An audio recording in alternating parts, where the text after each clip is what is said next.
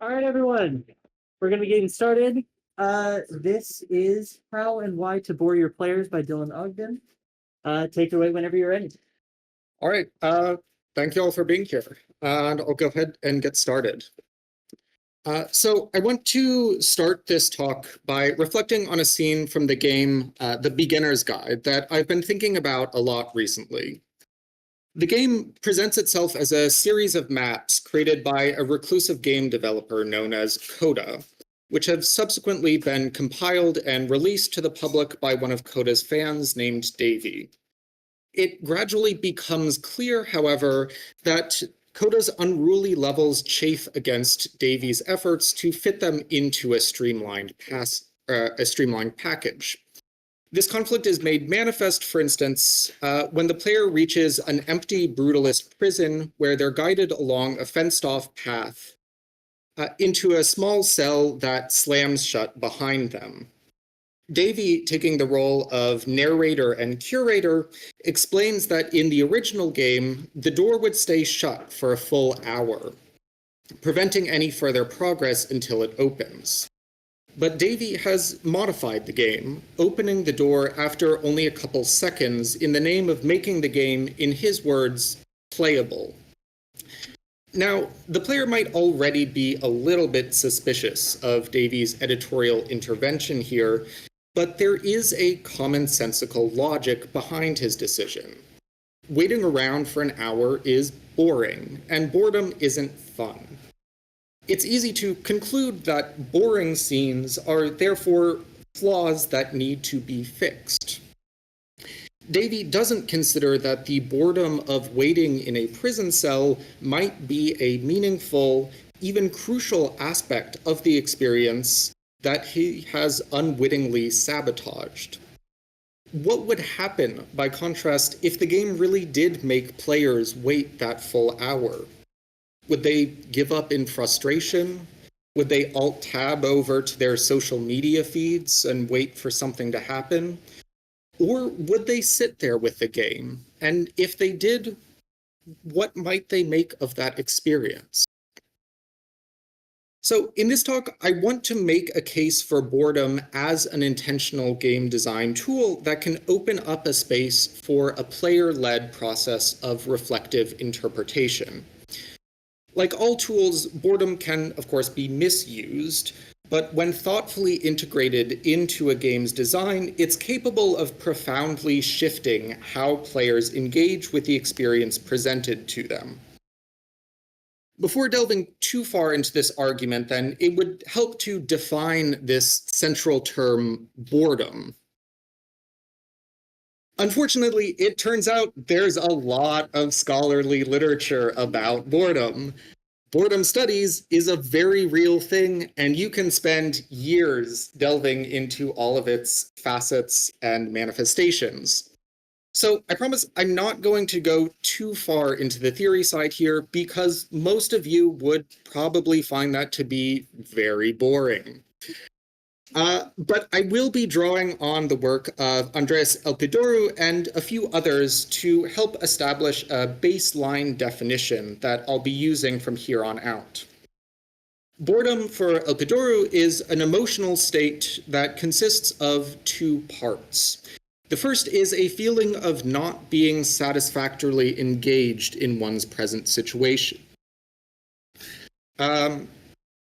This lack of satisfaction can stem from multiple factors. It could be a situation that is overly predictable, one that allows for limited autonomy or challenge, or just one that doesn't feel personally interesting.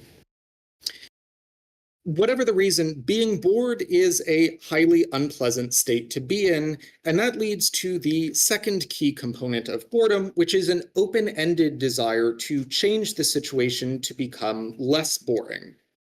It's not that you really want to be doing something else in particular, but that you want to do anything else. As a result, boredom often pushes people to seek out new experiences, for good or ill. It can encourage people to try out new hobbies, like how half the Earth's population picked up baking during the COVID pandemic. It can also encourage people to get drunk and start a fist fight with whoever's in striking distance, not because it's a good idea, but because it's at least not boring.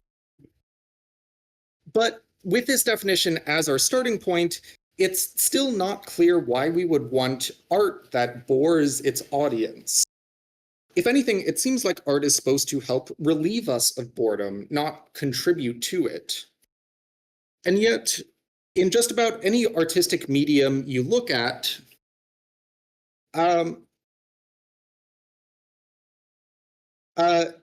you'll find no shortage of works that deliberately are made to provoke a sensation of boredom. Marcel Duchamp's ready-made sculptures are just regular utilitarian objects like urinals and bike wheels. Alain Robbe-Grier's novels eschew linear narrative in favor of lengthy, mechanically precise descriptions of mundane scenes. In reflecting on this phenomenon, Susan Sontag even goes so far as to claim that, quote, most of the interesting art of our time is boring. Maybe art has to be boring now. For Sontag, boredom plays a crucial role in shifting the way audiences pay attention to a work. We always approach art with a pre-existing horizon of expectations for how we're supposed to engage with it, what we're supposed to pay attention to, and how we're supposed to make sense of what is being presented to us. But boring art can break out of these expectations by not allowing the audience to meaningfully engage with the work in conventional ways. This is why boring art gives us sculptures that aren't beautiful, narratives without traditional plots or characters, because it doesn't want to be understood within these traditional frameworks. By minimizing or disordering these expected features, boring art can produce an aesthetic shock that Xian Ngai refers to as stuplimity, a kind of temporary paralysis in which the audience doesn't know how to even respond to what they're being presented with. It's only through this initial shock that we can start to develop new interpretive strategies, learn to see new forms of coherence. In talking about boring art, then, I mean something distinct from art that is boring in the more pejorative sense of the term.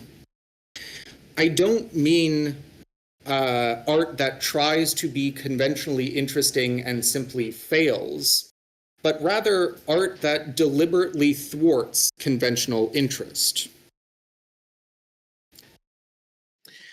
The particular aesthetics of boredom will, of course, vary from medium to medium. In the case of video games, we've already seen an instance of aesthetic boredom in the beginner's guide, albeit one that has been abruptly cut short. The prison cell where the player finds themselves stuck is a place designed to produce boredom, and we can discern several interlocking features that combine to create this effect. The cell provides very limited space to move around in, and no other form of interactivity. The player wants to leave the cell, but at least in Coda's version, they would have to wait for an hour before that goal can be achieved. And finally, there's not much in the way of visual interest to hold the player's attention. Monochrome gray textures are repeated across every visible surface. Obviously, this isn't an exhaustive or requisite set of features that constitute ludic boredom, but each of the examples that we're going to be looking at incorporate some of these elements to varying degrees. But similar to what we've already seen in psychological studies of boredom, this search for an escape from boredom can easily go wrong. The player could quit playing altogether, or they could just let their mind wander and start thinking about how, oh, well, really need to pick up some cat litter from the store. In either case, the player has stopped meaningfully engaging with the work. And to prevent this outcome, the game needs to provide hooks that can prompt and guide the player's thoughts without defining the exact content of those thoughts in advance. When done well, this can create a kind of dialogue between the player and the game. that is built on a mutual sense of trust. The player trusts that the game will reward their efforts to think about it in a new light, and the game trusts that the player will be able to create meaning out of the elements presented to them. Tale of Tales: The Graveyard is a game that depends on this kind of dialogue. It takes a decidedly minimalist approach to gameplay. You control an old woman as she walks down a linear path through a graveyard, sits down for a few minutes while a song plays in the background, and then gets up again and walks out the way she came. Her walking pace is incredibly slow, such that even though you can immediately see the bench that you need to reach, it'll take about 2 minutes of holding down the forward button for her to actually reach it, and then another 2 minutes for her to leave. Clearly, we're not meant to approach the experience as you would a more traditional game. And the Steam description explicitly encourages players to adjust their frame of reference accordingly. Quote, "It's more like an explorable painting than an actual game. An experiment with poetry and storytelling, but without words." So the conceptual categories of explorable painting and experimental poetry helped prompt the player's attention along certain paths, focusing on audio and visual design above mechanical decision-making, metaphorical and associative meaning above literal plot. There isn't really a clear moral to the story, nor any secret meaning to decode, but a player willing to meet the game on its own terms does have potentially meaningful hooks to work with. One common line of interpretation about the game occurs on a thematic level, reflecting on themes of aging, death, and memory that are present in the game. From this perspective, the limited mobility of the protagonist draws attention to the physicality of her body, the effort that is required for her to accomplish seemingly trivial tasks. And the song that plays while she's sitting down helps to contextualize the theme of death as a kind of matter-of-fact occurrence, rather than something to be afraid of, with the off-kilter banjo and stuttering rhythms creating an almost playful quality that the musician Gary DeMol has ambiguously described as a slow death march for optimists. Lovely turn of phrase. Another popular line of interpreting the graveyard looks instead to the game's formal construction. In this sense, the graveyard asks the player the kind of questions that boring art always entails. What expectations am I bringing to this experience? If it doesn't feel like a traditional game, then what about it isn't traditional, and is there a benefit to breaking from that tradition? The game's restricted interactivity functions as a kind of negative device, or an aesthetic element that is felt due to its absence rather than its presence within the work. By contrast, if the graveyard were reimagined as a short film, this question of interactivity simply would never arise because there would never have been an expectation of audience control in the first place. One of the reasons the graveyard is able to sustain a player's interpretive attention over the course of its runtime is that it's a short experience. At a little under 10 minutes, it gives enough time for the player to start thinking through what the game is doing without exhausting that line of reflection before the end credits roll. It's not clear that the same experience would benefit from being stretched out over an hour, and almost certain that it wouldn't hold many players' attention for 100 hours. Studio Seufz The Longing, by contrast, asks players to wait over a year in real time before they reach the end. You play as a shade who is asked by the king of a vast underground realm to wake him up in 400 days. A countdown timer starts, and you're left with no further instructions. Whereas most in-game timers are designed to rush the player, creating a sense of anxiety about time running out, here it does the opposite. Both the player and the shade are faced with the anxiety of how to overcome that immense void of time without succumbing to deathly boredom. Without anything else to do, the player is motivated to explore the surrounding area, but further progress is met with constant mechanical friction. Like the old woman in the graveyard, the shade walks very slowly, sometimes taking over a minute to cross a single screen, and other basic actions take a similarly extended time. A door you come across early on takes several minutes to open, and digging tunnels through the rock will take you hours.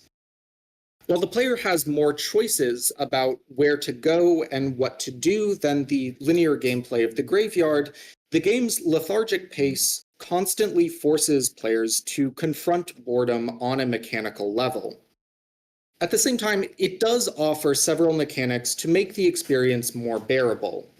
In-game time and actions will continue to progress even when the game isn't running, for instance, and time will speed up when the shade is engaged in relaxing activities like reading or painting. So most playthroughs won't actually take the full 400 days, and most of that time will pass without the player's involvement. The shade isn't quite so lucky. They remain trapped in the caves even when the player leaves, and they'll occasionally comment on the unbearable emptiness of their existence. In the lower screenshot, for instance, the shade remarks that there must be something more to life than just waiting for things to happen. Elsewhere, they comment on a nearby puddle by casually observing that it isn't deep enough to drown themselves in. For the shade, this isn't just a question of situational boredom, but rather a more pervasive existential boredom. As Lars Svedsen describes it, existential boredom emerges from a struggle to find a personal meaning to one's life. We may seek self-realization, but we don't know how to achieve this goal or even what kind of self to realize. This is essentially the main conflict of the game, and it's up to the player to create meaning within the confines of this subterranean kingdom. This can be accomplished in small ways. For instance, while exploring, you'll find books for your library and decorations for your living quarters. The more time and energy you invest into customizing the shade's home, the more this space takes on a personal importance, the more it speeds up the in-game timer. You can even read through the books that you find, many of which are public domain texts that seem to expand on themes that are already present in the game. If you have the shade read Friedrich Nietzsche's Thus Spoke Zarathustra, for instance, you're probably not just thinking about that title in isolation, but rather about Nietzsche's philosophy in dialogue with the game's existentialist concerns. What would Nietzsche make of the shade's situation? And what might the shade make of Nietzsche's arguments? The player's quest for meaning also forces them to engage with broader ethical questions about the shade's purpose. Do they have an obligation to wait the requisite 400 days? Or should they instead try to escape to the surface? Both outcomes are possible, and the player has no shortage of time to dwell on the matter. Moreover, in the game's empty spaces, the fate of this fictional shade can easily slide into real-world introspection. I played through much of The Longing alone in my apartment as an unemployed PhD grad, and while its exploration of the terrifying meaninglessness of existence was not a fun time, it did end up becoming an emotionally resonant experience. And obviously, my context isn't generalizable to other players, but I'd be willing to bet that for most people, the game's central question of what should I be doing with my life is not some purely abstract, fantastical concern. Now, at this point, you might be thinking something along the lines of, okay, well, boredom is something you can play around with in experimental indie titles, but it's not something that translates to mass market. And so I want to briefly mention boredom being used deliberately for artistic effect in a recent AAA release, Stalker 2. As you wander the mutated landscapes in and around the Chernobyl exclusion zone, you'll occasionally receive a warning that an emission is about to hit, a kind of intense radiation storm that kills anybody left outside. This can create a potentially exciting moment when the player has to rush for cover, but once the player reaches safety, their only task is to wait it out. It doesn't take too long. Depending on how quickly you get to cover, it'll take a minute or two for the storm to pass. You might even find yourself in an unexplored building and use that time to investigate, but more often you'll just be stuck in a tiny hut with nothing to do. I don't think this is a mistake on the developer's part. A few minutes is just long enough that you start to feel the time passing. You start looking for something to occupy your attention, and it's no accident that most shelters have prominent doors and windows that perfectly frame the storm roiling away outside. This is precisely what the game wants you to notice, the zone as a sublime place of beauty and terror. After all, the main plot of the game explicitly centers around what we should do about the zone. And while the player will ultimately make dramatic decisions, it's in the game's empty, mechanically boring spaces where the player is most clearly encouraged to reflect on the zone as a setting. Each of the games I've discussed have taken different routes to framing the player's encounters with boredom. There isn't a single correct way to make a boring game, but there are a couple issues to keep in mind for developers who want to make use of ludic boredom. In this last section, I want to use my own experience of working within this design space to exemplify these considerations. The first and most fundamental task is to define how you want players to engage with your game. What do you want players to pay attention? Oh, no, not yet. What do you want players to pay attention to and think about that they otherwise wouldn't within a more conventional gameplay paradigm? So the game I'm currently working on, Beaux-Arts, centers around a player being imprisoned in the living room of an isolated estate, chained to a radiator while the family and staff continue their lives around you. And I want the player to be consciously thinking about the violence of their unexplained incarceration and its juxtaposition with the classically beautiful surroundings. So taking away the player's expected agency is a way of making sure this conflict is on the top of their mind. Once you have a sense for how you want players to engage with the game, the next step is to design hooks that guide players towards that mode of engagement. You want to give players enough interpretive freedom to think for themselves, but without any sense of direction, they probably won't bother to think about your game at all. In Beaux-Arts, the player can inspect paintings and sculptures to get a closer view, and each of these artworks was chosen with an eye for encouraging the player to draw connections between it and the player's own situation, often suggesting oblique or ironic parallels. Finally, as the developer, you want to think about how you manage your game's pacing in a way that allows for boredom without it becoming overwhelming. This can be a difficult balance because boredom, the point of boredom is to make players uncomfortable, but if you push players so far that they aren't motivated to continue, then they won't. The Longing, for instance, has its time dilation and idling systems to help regulate its otherwise intimidating length. And for Beaux-Arts, I'm trying to address this issue by creating variation within the game chapters, some allowing for more open player agency than others. And so boring game design isn't easy to get right, and it will always carry the risk of alienating players who don't have the patience to deal with it. But if there's one thing you take away from this talk, it's that there can be an immense benefit to slowing things down and letting the player feel bored. It's an underappreciated game design tool that's flexible enough to fit within diverse genres, and powerful enough to leave a lasting impression on players. I want to see more boring games, and I think the popular success of titles like The Graveyard and The Longing show that there are other players who feel the same. Thank you.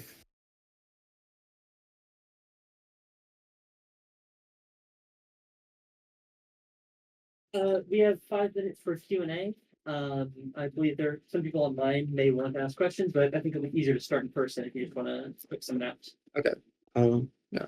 So a problem that I've discovered with boredom is that you need a lot of player trust in order to make it really work, or else they'll just quit the game. Mm-hmm. What advice do you have for building that kind of trust in order to make those boring sequences hit as players willing to jump that gap into boredom? Mm-hmm. So I think this is a really big question, and it is one of the risks of making something that is deliberately boring. I have 2 initial responses. One is to kind of set the expectations from the start, to let players know that this is the kind of experience that they're in for, and ultimately allowing players to kind of self-select out if that's not an experience that they want. And ultimately, there are going to be players who just don't want to engage with a boring experience. You can't make them want to. But if you can sort of target your game towards the people who would be receptive to that, I think you can get a lot of buy-in from them if they trust that your game has something interesting to think about. Yeah. Yeah, phenomenal talk. I'm really curious if you came across any games that you feel like did this very poorly. Because my mind immediately goes to like, I've played so many hours into grinding in like an MMO, for example, which is so boring, but I do it. And I'm wondering if you like have any thoughts about anything of, just done wrong in any cases. Mm-hmm.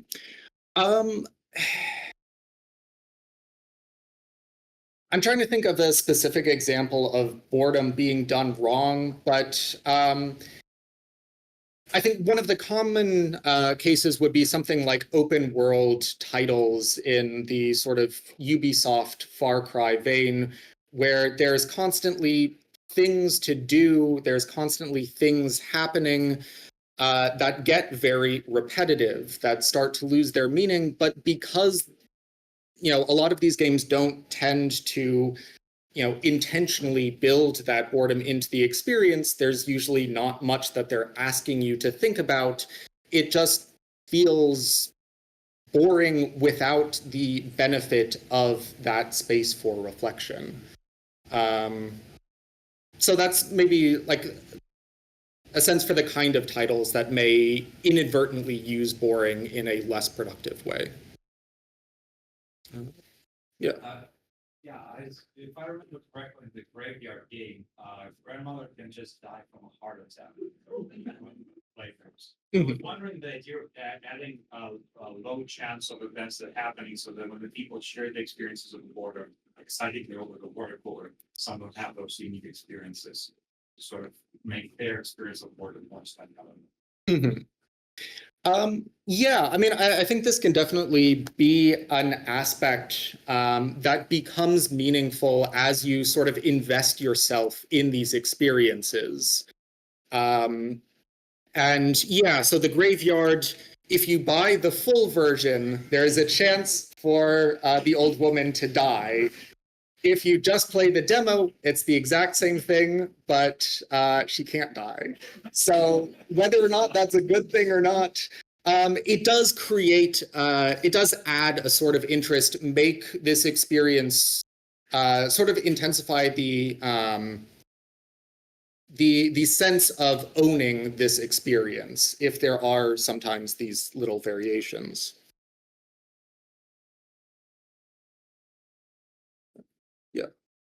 I have a question about kind of like an opposite scenario, but maybe with the same kind of theme of like, instead of being thrown somewhere where there's nothing to do, you might be thrown in like, let's say like a major city, but you still have the same sense of nihilism, except like it's instead of like being in a cave where there's nothing to do, you're in a major city where nothing needs you. And I wonder if that was something that you'd explored and looked into at all, because I can't think of a game like that off the top of my head at least. That's a really interesting idea. That I think you could do that to create this sense of, you know, existential malaise in an environment that is bustling, where there are things happening, but you don't have a motivation to it. I also can't think off the top of my head of a title that could recreate that experience. But if someone wants to make it, you have a free idea. Game workshop. I don't know the name, but there is a game where sort of there's no lace and horror of the city, which no one wants your needs. It is 6:30, so it is technically the end. I don't know if they're going to start kicking us out soon.